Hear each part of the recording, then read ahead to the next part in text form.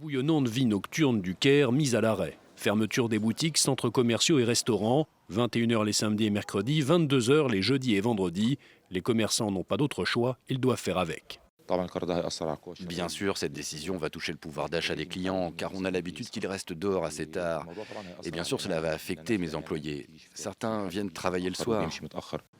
Cette mesure entre en vigueur pour 1 mois avant une réévaluation de la situation en fonction de l'évolution de la crise énergétique, avec déjà des conséquences directes pour les salariés des magasins.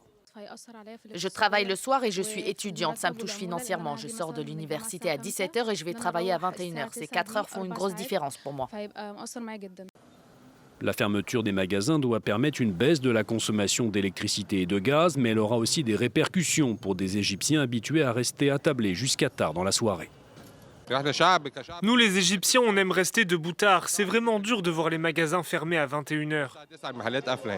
L'Égypte est particulière car on reste dehors jusqu'à 2 ou 3 heures du matin, donc 21h, ça va vraiment être dur.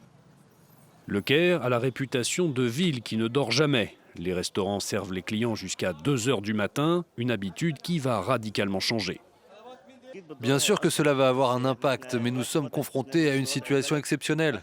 On doit tenir bon et tenir le coup ce mois-ci, comme l'a dit le Premier ministre, et ensuite nous verrons bien ce qui se passera. Les Égyptiens sont des noctambules, donc cela va toucher tout le monde.